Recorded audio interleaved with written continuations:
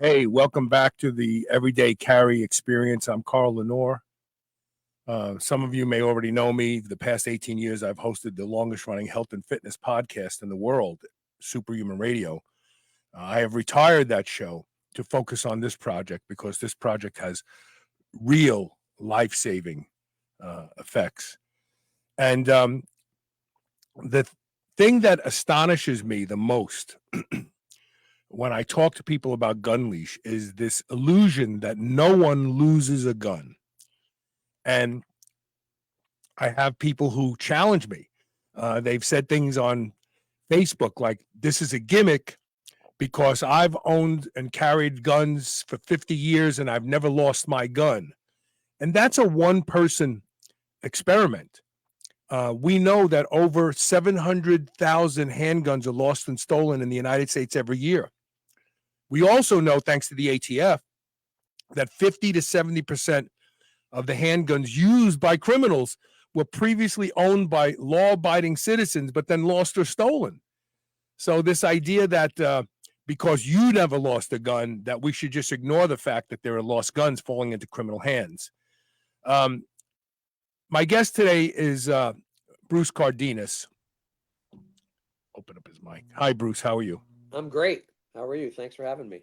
Yeah, well, Bruce is on our advisory board, first of all, and that's because for his entire life, while many of you may know him because of his love of physical culture and training and that sort of thing, and actually even more so, helping small companies become super successful by being in charge of their communications.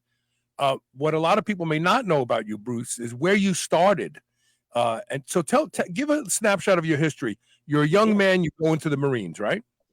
Yeah, even before that, since we're talking about firearms, which is really important part of my life as yours, and I've been involved with the NRA since I was 12 years old. Believe it or not, one of my high school coaches asked us one day, "Hey, are you guys interested? I run a small shooting range." And 12 years old, I started shooting small bore 22 for competition. It was in an old warehouse that he ran, and we went every single Wednesday all through high school. I became a distinguished expert in the NRA. As a matter of fact, I was the youngest one in the NRA history for small bore competition. So firearms have always been part of my DNA, if you will. I mean, that was a birthday gift my dad bought me, and used to go hunting with shotguns back east. So yeah, I transitioned. The boyhood dream was to be a police officer. I didn't have a path to get there, but I knew I wanted to be a cop. And just out of high school, I asked the local police chief. I grew up in a very small rural town, 6-person department. I said, I really want to join a department. I'm out of high school, and he, in his own kind way, hey, you're young and dumb and immature in his own ways. And he said, but if you go in the Marine Corps, specifically the Marine Corps, I'll hire you the day you get out. So grabbed my best friend and went in the Marine Corps, and then discovered there's a big world.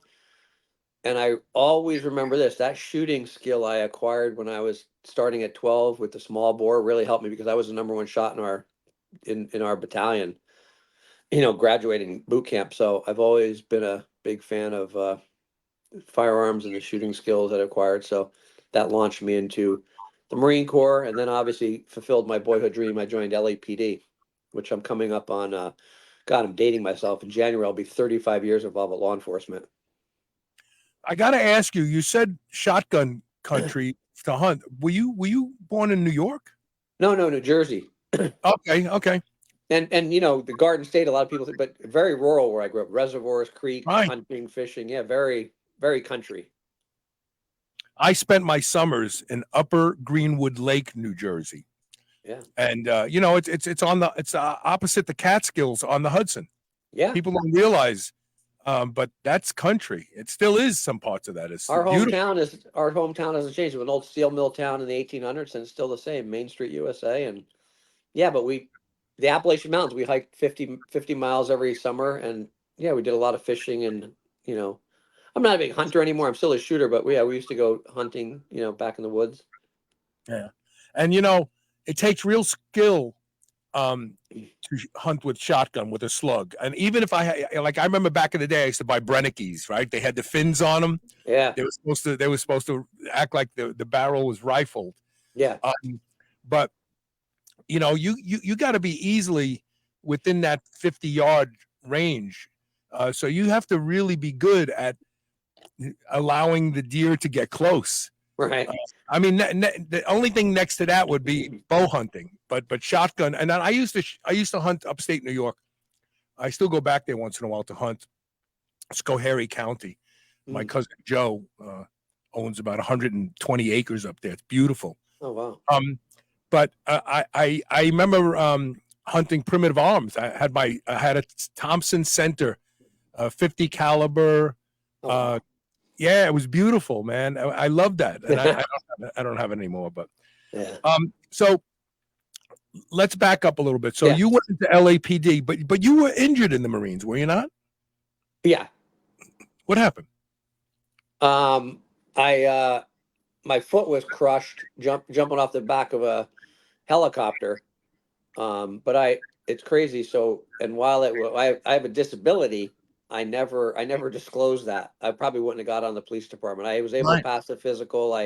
Graduated in the high top 10% of my class going through the academy. But yeah, if I disclosed that, they probably would have eliminated me based on just orthopedic things.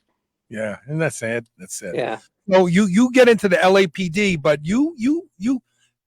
I guess you've always had the ability to communicate better because you were chosen for some very special roles when you were in the LAPD, like when the Rodney King riots and stuff went on. Yeah. I never really realized what that skill set was because when you're, living it, doing your thing, I didn't go to school for anything. I literally tell people I barely squeaked out of high school. I was a dreamer. And if I got a C or a B, my parents were ecstatic. Short of wood shop and PT and metal shop, it just was not my thing. I just daydreamed. I thought about, whatever I'm going to do when I get out of high school. But what was my point to that? You asked me a question. I just forgot. Well, you Yeah. have a skill set that So the skill set was you- really even I remember even in high school, I was good at just being a good PR person, even with the teachers. They always liked me, even though I would say I was a screw up. They loved me and adored me. And so when I became a cop, I was always about relationships. And I remember I got off probation. It's really important I say this because I was on probation in a division. LA City is massive. It's 585 square miles, and there's 20 different police divisions per se. And I did my probation at Foothill Division. Foothill Division is known as where the Rodney King incident happened. Mhm. I worked with those guys, a couple of those guys on my probation, but then I left and went to Hollywood Division. And in Hollywood Division, where I really developed a good relationship with the captain, and he recommended me. It's crazy. He called me in one day. It was kind of the same thing happened in the Marine Corps. My first sergeant called me in one day, say, "I'm recommending you for the security detail, Cardenas. I don't know why. There's something about you I like, because even even if they're paying you a compliment, they're still kind of making you feel like you're a dumbass." And he said, "I don't know why, but I'm recommending you need to go down and interview with the first sergeant, and the colonel. And by the way, make sure you get a haircut because you look like a slob." So, but I got a pretty coveted position. Kind of the same thing with LAP. The captain called me in one day and said, "Hey, Bruce, I don't, not, they're looking for there's only 5 people we're going to select on the department to go down." And they started, it was called the Christopher Commission. He was a pretty famous attorney. I think he Mhm. part of the whole White House thing, and to investigate the Rodney King incident, not to investigate the incident. That was obviously internal affairs, but to investigate internally what was going on with our department, use of force, firearms, physical altercations, and kind of, so I was selected on this committee. I did that for, gosh, 9 months. So it always went back to relationships. I was somehow able to always develop great relationships with my bosses, and you know added value to the teams, I guess. Now you actually got injured on the job too, right? Um, no, I was in a couple shootings, but I never got injured. Oh, Like, I thought okay. So yeah, I know. I mean, you were in a couple shootouts, right? yeah, a couple Pretty big ones. yeah. Like how We got big? the big one was with it was really before the big chases that you see on TV. There was a murder suspect named Michael Flowers. I remember his name. It's crazy. He was wanted for attempt murder on a highway patrolman. He shot up a highway patrol car in Orange County. and left. He shot up the car and just took off, but they had obviously his license or his registration and who he was. He lived in Hollywood division where I was assigned. And 2 days later, one of my partners, I was not the primary car, I was the second, but a guy named Ted Knott said, "Hey, I think we see this attempt murder suspect at a payphone in Hollywood, at Hollywood and Western." And the guy jumped in it was a little Toyota pickup truck, and he started following him and then went in pursuit. And then we were the second vehicle in the pursuit. Well, this guy had an old M1 carbine, which was used in the Korean War a lot. He had smashed out the back window of his pickup truck, and he's literally driving erratically and shooting while he's driving at us with a rifle out the window. with a rifle. And that's correct me if I'm wrong. That's a 30-06 caliber, right? I think it's a 30-06. Yeah, it's a big That's bore. a very universal caliber. Yeah. And at the time there was no news choppers in the air then, but the LAPD had a chopper overhead. And I remember because we talked to the pilots afterwards, and they had a federal judge on a ride along in the helicopter while this is going down. We're going through the streets of Hollywood. The suspect ends up crashing head on into a Range Rover driven by a woman named Kathy Smith. Kathy Smith used to be a pretty famous fitness icon back in the Jane Fonda days, with the workout videos. You remember her? Yeah. I remember her. Yeah. Beautiful blonde.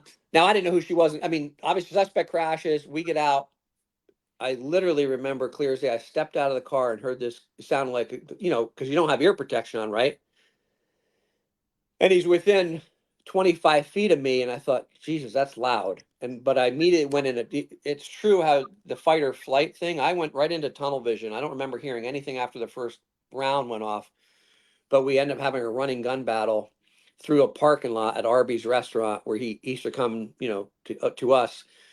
And looking back on that, I tell people, when I got interviewed, I said he could have easily taken some of it. He had an M1 carbine, could have went right through the car doors, but he decided he was all drugged up, so he started kind of walking backwards and exposed himself. If he stayed hunkered down, he probably could have taken out some of us. So thank God he wasn't that skilled. But that was a big shootout. There were 5 of us, and we ended up getting police medal for that. And then after the whole smoke cleared, I found out who Kathy Smith was in his vehicle, and my senior partner, who was long retired, but I remember he used to always talk a good game about gunfighting.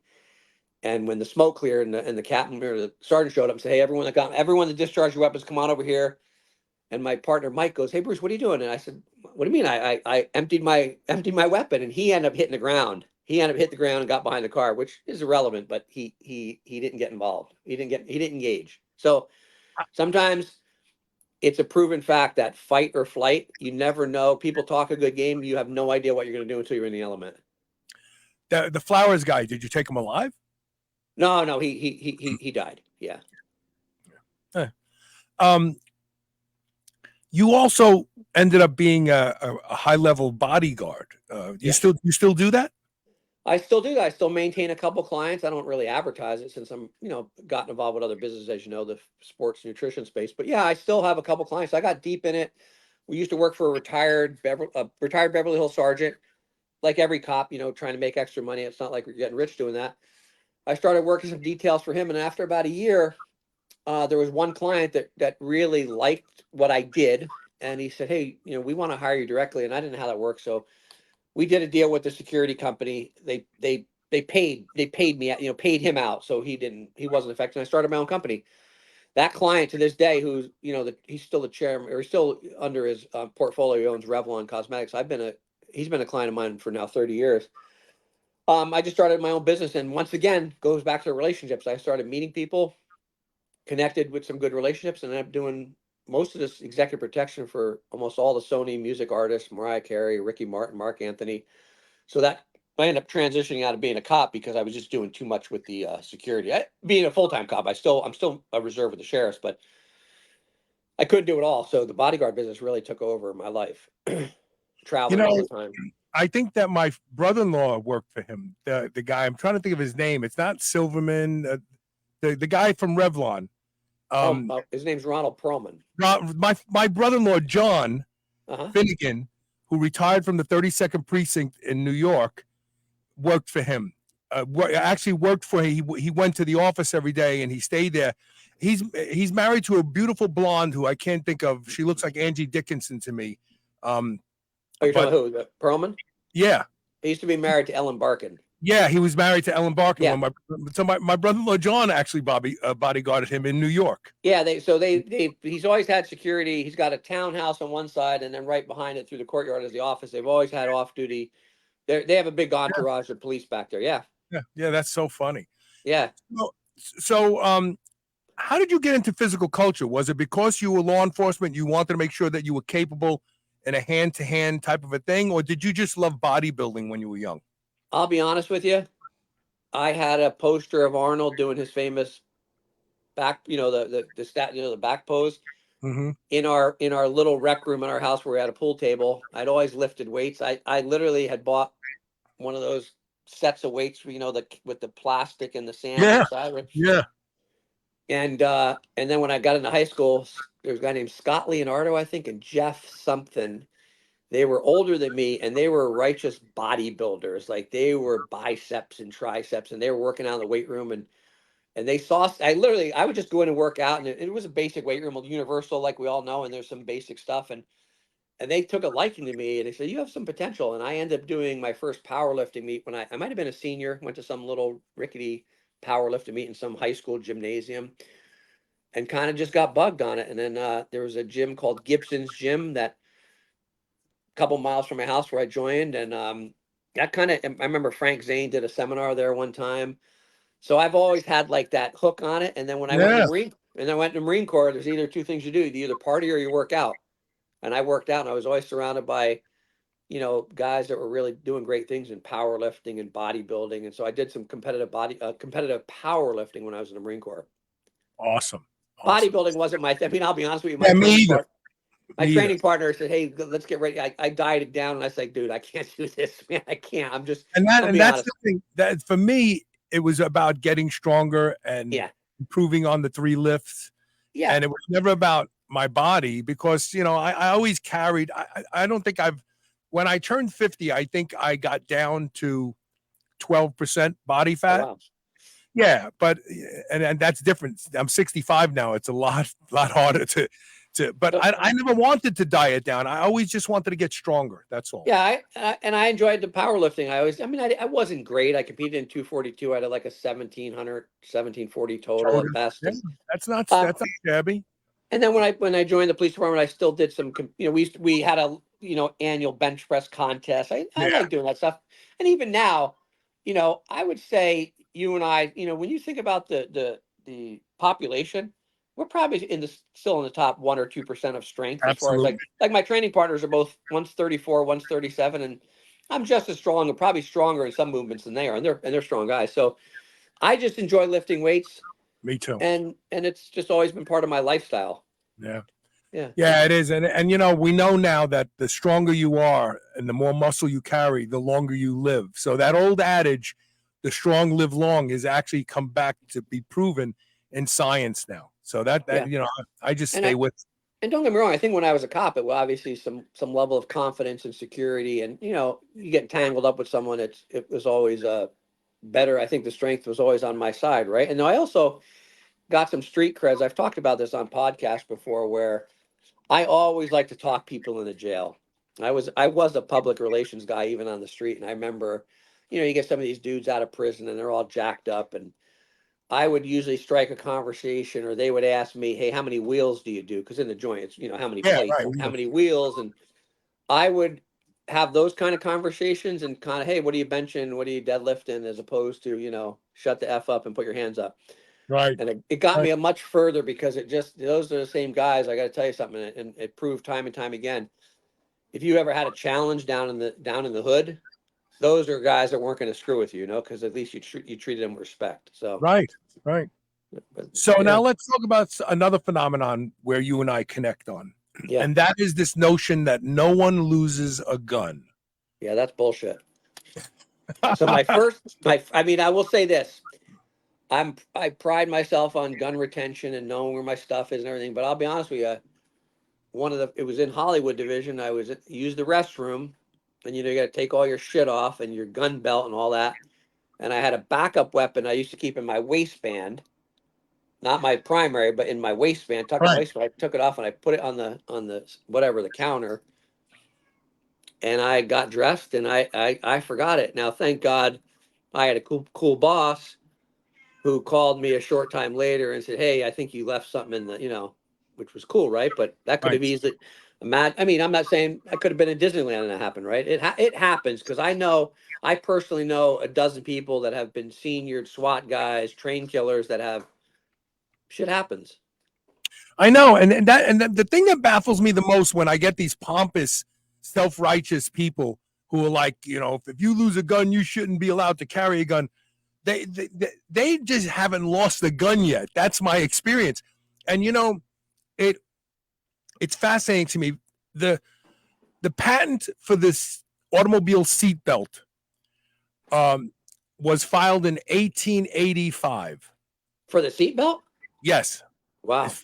Yeah. Andrew Cleghorn, I think his name was. Hold on, I'll tell you. I guess my dad didn't know about that when we used to drive in his F-150 pickup. No, but listen to this. He filed it in 1885. Uh-huh. It wasn't until 1950 that they started making it an available add-on to a new car purchase, and less than 10% of the cars that were made did they add it on because people felt like, I drive good, I don't need a seatbelt. Yeah.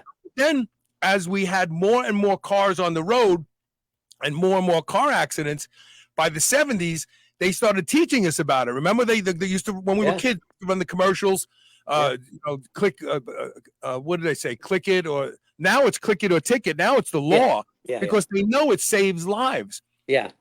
That is where I am right now with Gun Leash. I have all these people out there who think Gun Leash is a gimmick, but if you look at the stats that I commented at the beginning of the show, over 380,000 handguns are reported stolen, and my research proves that more than half of those were lost because what happens is when someone loses a gun, they report it stolen. Right. Because they don't want to live with the guilt of that gun fell into somebody's hands and was a weapon. But we know through ATF's E-Trace that above and beyond the guns that are reported stolen, there's a whole almost as many, if not slightly more, that are never reported, but they turn up. And when they run the E-Trace, it's like, oh, this gun was purchased by Joe Mullins in Utah. He had a pistol permit. He never reported this thing stolen or lost, but it was just used in Chicago to shoot somebody. Yeah. So we know that people are losing guns. People are stealing guns. Those guns are driving, according to the ATF, 50 to 70% of the handguns used in crime by criminals were previously owned by law-abiding citizens who aren't in the business of selling handguns to make an extra $1,200. You know what I mean? Right. Yeah, of course. I mean, and so the whole idea behind Gun Leash, and keep in mind, Louisiana already has a bill on the books that if your gun is used in a crime and it was lost or stolen by you, they're going to drag you into court. The punishment is going to be the process. You're going to end up going through tens of thousands of dollars. You're going to have to pay a fine. They want to see what steps you took, to actually make sure you prevent it. Yeah. And believe me, every state is going to do this. So if you are somebody who lost your gun, like I thought I did, I almost did. It was by the grace of God that it turned out that I didn't. But you are going to be punished. And every state is going to hop onto this. So this idea that, nobody loses a gun, it's complete bullshit. And I've heard stories. When I started talking about Gun Leash a few years ago, I was on Mark Bell's podcast. And I mentioned I was working on this. And a guy reached out to me from Pennsylvania, from Philly. And he was a patrolman. And he was, and this is the thing. We want transparency, but when people talk about things transparently, they're beat up. They're people, oh, you're an ass. This guy was in a restaurant. He had a gun belt on, with everything, taser and everything else. He took it off and hung it on the hook in the stall. His gun belt. Yeah, on the hook. Instead of a jacket, he put the loop of the gun belt. He did his thing, but when he got up and went out, he forgot that his gun belt was hanging there. Oh, shit. He got about a mile and a half down the road before he realized it. He went back. Luckily, the restaurant was not busy. It was there. It was hanging on the inside of the stall door, just like he left. But he told me the truth. He said, if somebody would have used that stall, they would have had everything. They would have had every piece of equipment I had on that gun belt. They would have out with. Wow. It happened. It does happen. Yeah. So, it's just prevention. It's prevention. It's like my house has never caught fire. So that doesn't mean I'm not going to have homeowners insurance. Yeah, and I like the idea, like if a gun, because if a gun is even stolen out of your house, well, where was it stolen from? Was it in a locked safe that's bolted to your floor, or do you leave it in your dresser drawer? I mean, so there does have to be some accountability, I think, even on those levels. Yes, absolutely, and that's why we don't recommend gun leash be used for. So we have a new device that's going to be coming out next year that will listen to the guns in your home. Like I don't have children at home. I keep my handguns that I'm not carrying. I have 3 handguns that I favor to carry. Yeah. And I keep the ones I'm not carrying in my dresser drawer. We'll be able to put, the gun corral is what it's called. In that room, it'll listen to the pings from that gun. Now, it will tell me if that gun walks out of the room, but that's not designed to keep your kids from shooting themselves. Right. That's why people need a gun safe. If you have children in your home, you need a gun safe. What gun leash is for when you're out on the streets carrying your gun. If you carry a gun, you're 300 times, not percent, 300 times more likely to lose it. It's startling. Wow. So, yeah. But anyway, I wanted to get your story on tape because I think it's important. Yeah. And, listen, it's just another layer of preventive measures. And I get it. No one wants to admit that, of course, right? But I would say anyone that's been around and carried guns and owned multiple guns and getting in cars and out of cars and things happen. It's just a fact. Backpacks and fanny packs and shit. I was just going through a bag the other day and I said, oh, that's where I left my 45. I mean, it's in my house, but it's in a bag. It's like a go bag. Yes. So, yeah, I think it's just another tool. It's a preventive measure for safety, Yeah. And we have a modification to the app that will help people like me. I left the handgun, and one night I came home, I put the holster and everything on the hamper. Next thing I know, I threw clothes in the hamper, and I didn't know where the gun was. We'll have a solution for that with the app. We're revising the app so you can walk around the house like a Geiger counter and find guns that you misplaced as long as they have one of our beacons on them. Oh, wow. That's incredible. Yeah. We have a bunch of things that are coming up. We won't let you go to the airport. Do you know how many guns are confiscated going through TSA? That they arrest you, you get on the no-fly list just because you forgot you were wearing your gun. So we have a solution for that. When you're a mile away from from a major airport, the app will ask you, are you planning to go to the airport? Because if you are, please stow your gun. Oh, it'll know you're going to an airport? Yeah, we're using geofence technology, and that's going to be added to the app in the middle of 2024. By the way, I did that as well. Did you? Except it was prior to 9/11, thank God. So they let you go back to your car and put it in the car? I had my backpack. I have a backpack I carry everywhere and always carry. And my girlfriend at the time said, hey, let's go to Cabo for the weekend. I already booked our flights and, oh yeah, let's go. And I grabbed my backpack. Literally, as I went through, I was already through where the bag was on the conveyor. And I was like, shit, I don't, damn. And all of a sudden they say, hey, we have a firearm here. And I'm like, now, thank God, there was no TSA then, remember. There was no prior 9/11. So there was a cop there and somebody said, hey, showed him my ID. Said, listen, you can go back and put it in your car. Thank God. But now who knows? Now they arrest you. It's a $10,000 fine. Yeah. Like you can say, oh my God, I'm so sorry. I have concealed carry. They're like handcuffs, missed the flight. You're done. Yeah. It costs tens of thousands of dollars. You got to get an attorney. Anyway, I just want to put this up real quick. So Gun Leash is available on a pre-sale right now. We have some really special deals. If you go to gunleash.com, our motto is never lose your gun, never leave your gun. This is a revolution. This isn't a product. Gun Leash will save lives. The more people that use it, the more lives we will save. So check it out. Bruce, thank you very much for making time to come on the show today. Oh, thank you. Listen, I'm a big QA advocate, and I love what you're doing. I love the packaging, by the way. It looks pretty cool. And I think it's going to be part of necessary tools for anyone that owns a gun. You know, just another added security measure. Yeah. Look, I have USCCA coverage. God forbid I legally shoot a guy. Well, legally, I shoot a guy in self-defense. Yeah. They'll defend me. They'll bail me out. That's because I'm a forward-leaning, conscientious gun owner. Yeah. People will say, well, why would you have that? You may never shoot somebody. That's right. And I have homeowners insurance, and I may never have a house fire. But there are things you do because the recoil of a mistake like that could destroy your life. Yeah. No, you're very smart on this. I think it could even get to the point where once it's known, could probably even reduce insurance rates on if hey, I have this, I have these safety measures. Yeah. Absolutely. All right, that's it. Thank you for those of you who watch live and those of you who are watching the retape. Don't forget to visit gunleash.com, and we will see everybody again with another episode soon. We got an ATF guy coming on the next show. Oh, nice. And this guy knows he's a senior special agent, I guess.